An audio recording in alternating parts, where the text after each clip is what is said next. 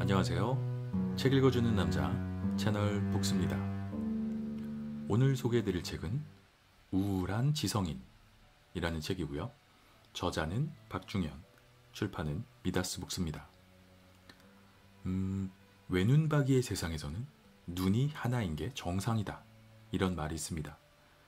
너무 당연하게도 눈이 두 개여야 훨씬 더 입체적으로 잘 볼 수가 있겠지만 모든 사람이 외눈박이인 세상에서는 정상이 아닌 비정상인 사람에 불과하다. 이런 이야기입니다. 그렇다면 시대를 뛰어넘는 지성을 가진 천재들은 과연 우월하고 월등한 능력을 가졌기 때문에 행복하게 살았을까요? 아니면 평범한 보통 사람들 사이에서 홀로 두 개의 눈으로 세상을 제대로 볼 수 있었기 때문에 오히려 괴로워했을까요? 세상은 그들을 이해하기가 힘들었고 또 그들은 세상에 어울리기가 힘들지 않았을까 생각을 해봅니다. 이 책 우울한 지성인은 바로 그런 우울했던 천재들의 이야기를 모아놓은 책이다. 이렇게 소개를 드릴 수 있습니다. 고도의 창조성을 요구하는 직업군이 우울증에 걸리기 쉽다. 이런 연구가 있습니다. 근데 상식적으로 생각을 해봐도 그럴 것 같다는 생각이 듭니다. 창작의 고통이라는 그런 표현도 있죠. 비슷한 맥락에서 생각을 해보면 인류 역사에 남을 만한 고도의 업적을 남긴 지성인들은 그 과정에서 이와 비슷한 유사한 고통을 겪지 않았을까? 그런 생각이 듭니다. 우리나라 속담 중에 가만히 있으면 중간은 간다. 이런 말도 있고 조금 더 격한 표현 중에는 모난 돌이 정 맞는다. 이런 속담도 있습니다. 남들과 다르다는 것은 열등한 쪽이든 우월한 쪽이든 평범한 대다수와 어울리기가 힘든 것이 현실입니다. 지금의 시대에서는 이제 와서는 천재였구나 라고 인정받는 그런 천재적 지성인들도 당대를 함께 살아가던 사람들에게는 인정을 받지 못한 경우가 사실 대부분이었습니다. 그래도 당시에 그런 모리에를 이겨내고 역사에 남을 만한 업적이라도 남긴 사람들은 우울하긴 했지만 역사가 기억해주는 지성인이라도 되었습니다. 한데 그 과정에서 끝까지 마지막까지 세상에 어울리지 못하고 그냥 사라져간 사람들, 사라져간 천재들도 꽤 많았을 것이다. 이런 생각도 듭니다. 심지어는 모리에, 몰인정 이런 수준이 아니라 탄압을 받았거나 처형을 당한 그런 천재들도 많았습니다. 이들의 삶이 평탄하기는 쉽지 않았을 것이다. 이런 생각이 듭니다. 본문 중에서 이 부분을 짧게 발췌해서 읽어봐 드리겠습니다. 그들은 모리에의 대상이기도 했다. 시대적으로 앞선 생각을 하며 원대한 꿈을 꾸는 자들, 인간의 내면에 창조성의 셈이 있다는 사실을 인식하는 자들, 또한 집단적 정념을 초월하여 전체를 조망하는 눈을 가진 자들은 동서고금을 막론하고 극소수였기 때문이다. 왜 예수와 소크라테스는 처형을 당했어야만 했는가? 왜 니체와 반 고흐는 사후에야 세상에 인정을 받았는가? 왜 카미와 오웰은 경계인의 숙명을 견뎌야 했는가? 네, 이렇게 표현을 하고 있습니다. 이 책에서는 이렇게 그 시대의 몰이해 속에서 정신적으로 고통을 받았던 천재들의 삶을 재조명하고 있습니다. 여러 위인들의 이야기가 실린 책은 지금까지도 많이 있었습니다. 하지만 정신분석학 쪽으로 천재들의 우울증과 그 괴로움에 초점을 맞춘 책은 처음이라 신선하다 이런 느낌을 받았습니다. 이 책에서 소개하고 있는 22명의 천재들은 워낙 유명한 사람들이라 그 사람들의 인생이나 업적 같은 것들은 아마도 많은 사람들이 알고 있는 부분이라고 생각이 됩니다. 하지만 그들이 세상을 바라보는 관점과 그런 생각들을 역추적해보는 과정이 아주 신선하고 흥미로웠습니다. 방금 이야기 드린 것처럼 책에서는 22개의 챕터에서 22명의 천재적 지성인들을 다루고 있습니다. 아마 모르기가 힘들 정도로 모두들 유명한 사람들이다라고 생각을 합니다. 이 책 우울한 지성인에서 소개하고 있는 22명의 천재들 중에는 헤르만 헤세, 해밍웨이, 마크 트웨인, 조지 오웰 이런 작가들도 있고요. 베토벤과 같은 음악가, 고우나 고갱 같은 미술가도 있습니다. 제일 앞쪽에서 이야기했던 것처럼 창작이라는 고통을 안고 살아간 천재들이다 라고 이야기할 수 있을 거고요. 그 외에도 이런 예술가들 뿐만 아니라 링컨이나 처칠 같은 정치가 이야기도 있고 니체와 같은 철학가, 심지어는 애플의 스티브 잡스와 같은 기업가의 이야기도 실려 있습니다. 아주 다채로운 천재들의 이야기가 실려 있는 그런 부분입니다. 본문 중에서 이제 그런 부분을 잠깐 좀 발췌해서 읽어봐 드리겠습니다. 하지만 특출남이 항상 장점이 되는 것은 아니었다. 날카로운 관찰자의 눈을 가지고 태어난 그는 인간으로서 존재의 고통, 우주의 무의미함, 세상의 부조리 등을 예리하게 인식했다. 수많은 사람이 가난에 허덕이고 고통받는 것에 큰 연민의 감정을 느꼈다. 진실과 본질을 깊이 있게 파고드는 성격 탓에 사치와 허영심에 가득 찬 하구들과는 어울리기 힘들었다. 부모님은 매사에 고뇌하고 의심하고 따져 묻기를 좋아하는 아들의 성향을 염려하기 시작했다. 네, 이렇게 표현을 하고 있는데 이 부분은 쇼펜하우어의 이야기입니다.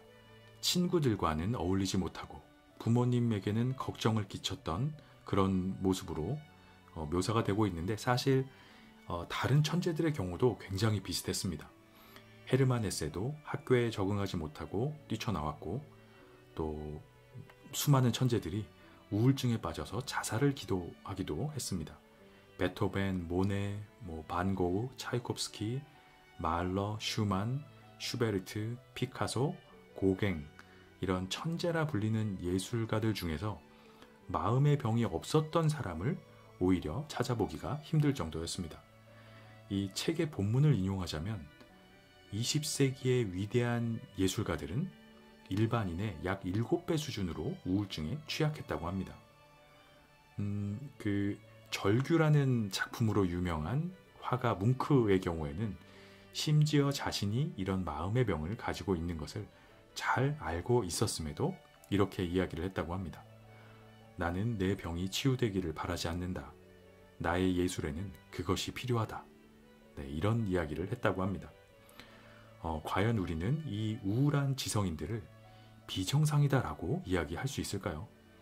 우리와 다르다고 해서 비정상의 범주로 이 천재들을 밀어넣는 것은 어쩌면 좀 잔인한 일이 아닐까 이런 생각을 해봤습니다. 이 책의 본문 중에서도 이런 이야기를 이제 다루고 있는 부분이 있는데 한번 읽어봐 드리겠습니다. 거짓과 위선이 가득한 병든 사회는 정상이라는 기준을 내세워 개인을 통제한다. 가끔 소수의 자유롭고 고귀한 영혼이 세상에 등장하는데 이들은 진리를 추구하며 진실을 말하고자 한다. 사회는 이들을 비정상의 범주로 밀어넣고 입을 틀어막는다. 진실한 영혼의 입장에서는 아무리 보아도 너무나 실망스럽다. 앞뒤가 전혀 맞지 않는 세상을 누구보다 신랄히 마주하고 더 이상 그 속에 들어갈 수 없다고 결론을 내리지만 현실적으로 어쩌지 못하는 상황에 당황한다. 네, 이렇게 표현하고 있는데 이 책 전체가 주고 있는 어떤 메시지가 저는 잘 함축되어 있는 그런 부분이 아닐까 이런 생각이 들었고요. 이런 비정상이라는 프레임에 쓰여서 인정을 받지도 또 이해를 받지도 못하면서 우울하게 살아갔던 이런 지성인들의 삶을 보면서 혹시라도 지금도 우리는 어딘가에서 우리와는 다르다는 이유로 또 다른 천재들을 억압하고 있는 건 아닐까 이런 생각을 해보게 되었습니다. 우리와 다르다는 건 조금 불안하기는 하지만 또 그런 새로움이 인류를 더욱 풍성하고 편안하게 만드는 그런 동력이 되기도 합니다. 우리가 조금 더 포용하는 눈으로 그들을 이해한다면 우리 세상을 더 이롭게 하는데 도움이 되지 않을까 생각해 보게 됩니다. 비난보다는 사랑이 세상을 더 아름답게 만듭니다. 우울한 지성인. 희대의 천재들은 왜 고통으로 살았는가? 박중현 지음. 미다스 북스. 프롤로그. 탁월한 지성은 축복인가 재앙인가? 고도의 창조성을 요구하는 직업과 높은 우울증 유병률 간의 상관관계는 많은 심리학 연구에서 밝혀진 바 있다. 실제로 작가, 사상가, 예술가, 기업가 등 그 길이 무엇이든 문명사적 진보에 크게 기여한 시대적 천재들은 우울증 및 다양한 정신질환과 고군분투하는 삶을 살았다.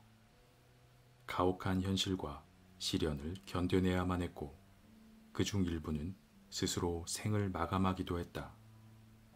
그들은 몰이해의 대상이기도 했다. 시대적으로 앞선 생각을 하며 원대한 꿈을 꾸는 자들, 인간의 내면에 창조성의 셈이 있다는 사실을 인식하는 자들, 또는 집단적 정념을 초월하여 전체를 조망하는 눈을 가진 자들은 동서고금을 막론하고 극소수였기 때문이다. 왜 예수와 소크라테스는 처형을 당했어야만 했는가? 왜 니체와 반고흐는 사후에야 세상의 인정을 받았는가? 왜 카뮤와 오엘은 경계인의 숙명을 견뎌야 했는가? 종교, 철학, 예술, 문학 등 표현 방식은 다양했지만 분명 공통점은 있었다. 그들은 결코 호의호식하기 위해 이 땅에 온 인물들이 아니었다. 세상의 빛을 밝히기 위해 무거운 운명의 짐을 짊어졌던 선구자들이었다. 필연적으로 불리한 운명을 받아들이고 내면의 창조성을 극대화하며 지혜를 가다듬었다. 큰 내적 기운은 강한 혼란을 동반했지만 아이러니하게도 간고의 시간은 내면에 있는 창조성을 불태울 수 있는 궁극의 재료가 되기도 했다. 천재란 과연 무엇인가? 그들의 고차원적 생각은 어디서 오는가? 높은 창조성과 정신질환은 정말로 상관관계가 있는가? 해당 주제에 천착하게 되면서 그 뿌리를 집요하게 파고들었다. 다양한 인물들의 삶을 하나하나 추적했다. 그들이 세상을 바라보았던 그 시선을 유추하고 싶었다. 물론 이 책에 소개된 사람들은 이미 널리 알려진 인물들이라 그들의 성과나 업적이 특별히 신선할 것은 없다. 다만 필자는 세상을 밝힌 천재들의 삶을 시련과 아픔의 관점에서 재맥락화했다. 또한 인생의 고난이 그들의 정신세계와 창조성에 미친 영향도 한눈에 보기 좋게 정리하고 싶었다. 이 책은 어줍지 않은 충고로 마음의 병을 치료하겠다고 선언하지 않는다. 다만 역사의 한 획을 그은 지성인들도 그 특출남으로 인해 혹독한 정신적 고통과 외로움에 시달렸음을 인식하고 그 아픔의 근원을 이해함에 목적이 있다. 이를 통해 우울증이나 기타 정신적 고통이 매우 자연스러운 인생의 한 부분이며 또 어쩌면 삶이 우리에게 어떤 변화를 요구하는 메시지가 아닐까 조심스럽게 의표를 찌른다. 마지막으로 이 책은 학술서적이 아닌 개인의 통찰이 담긴 책임을 분명히 밝힌다. 심도 있는 사유의 결과물이 많아 누군가에게는 아직 가슴에 와닿지 않는 부분이 있을 수도 있다. 최대한 쉬운 비유를 많이 들려고 노력했지만 일정 부분 한계는 있을 것이라 예상한다. 마음을 비우고 일 때 각자의 지각 범위 내에서 가져갈 만큼만 가져가면 충분하다. 다만 이 책을 읽기 전과 후 세상을 바라보는 시각이 많이 달라져 있으리라는 것 하나만큼은 단언한다. 챕터 1. 정신적 혼란은 창조성을 끌어내는가? 저는 이 세상의 서툰 존재 같아요. 가끔은 영원한 고독과 존재의 아무 의미 없음을 느낍니다. 세르게이 라흐마니노프. 정신적 천재들이 겪는 고통. 존스 홉킨스 대학의 신경정신과 교수 K. 제미슨의 연구에 따르면 20세기의 위대한 예술가들은 일반인의 약 7배 수준으로 우울증에 취약했다. 정신과 의사 펠릭스 포스트도 성공한 작가와 예술가 291명의 전기를 연구했고 이 중 38%에서 46% 정도가 중증 정신장애가 있었다고 발표했다. 그 외에도 낸시 앤드레어슨, 아놀드 루드비 등 많은 학자가 고도의 창의성이 요구되는 직업과 정서장애는 상당한 연관성이 있다는 연구를 발표했다. 더 놀라운 점은 이러한 통찰을 한 인물이 이미 기원전 350년경에 있었다는 점이다. 아리스토텔레스의 프로블레메타에는 철학, 시, 예술 분야에서 탁월한 사람들은 우울 성향을 강하게 가진다고 기록되어 있다. 천재와 광인이 같은 개념은 아니지만 내적 세계에 모종의 유사성은 어느 정도 있어 보인다. 특히 두드러지는 공통점은 강한 정신적 혼란이다. 그 혼란의 소용돌이에 압도당하면 환자가 된다. 하지만 경계를 넘나들며 얻은 유니크한 심리적 경험을 세속의 영역으로 끌어들이는 치환 작업이 가능하다면 천재가 된다. 물론 이러한 경험을 해본 적이 없다면 온전히 이해하기가 매우 힘든 영역이기에 좀 더 풀어서 이야기해보고자 한다. 기본적으로 우리의 무의식에는 뿌리 깊은 혼돈이 자리 잡고 있다. 어두움의 끝부터 밝음의 끝까지 그 스펙트럼은 매우 광범위하다. 하지만 이러한 감정을 모두 감당하고 제어하는 것이 매우 어렵기에 우리의 의식이 적절한 선에서 통제한다. 가령 무의식의 영역이 마이너스 100부터 플러스 100까지라고 가정하면 우리의 의식이 마이너스 5에서 플러스 5 정도만 지각하도록 제한한다는 직관적인 이미지를 떠올리면 이해가 쉽다. 대부분의 사람은 자신의 내면 깊숙한 곳에 있는 마이너스의 측면, 즉 어두운 모습을 받아들이려고 하지 않는다. 무의식적으로 그것을 마주하기 두려워하고 거부하는 탓에 자신이 받아들이기에 불편함이 없는 수준에서만 자신을 인식한다. 하지만 이러한 본능을 역행하는 자들이 있다. 근원적인 호기심이 많은 사람은 더 넓은 무의식의 영역을 탐험하고자 하는 욕구가 강하다.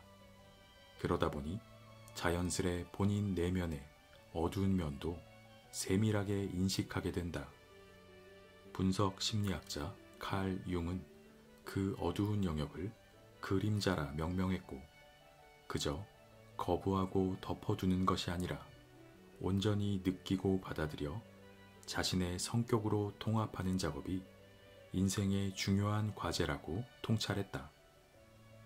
일반적으로 풍부한 감성을 지녔거나 정신적 영역에 호기심이 충만한 고차원적 인간들이 그 과정을 더 구체적으로 경험하며 그 작업의 결과물은 미술, 음악, 영화, 글, 철학 등 다양한 형태로 구현될 수 있다. 다만 여기서 핵심은 본인의 의지로 스스로를 컨트롤할 능력이 있는가이다.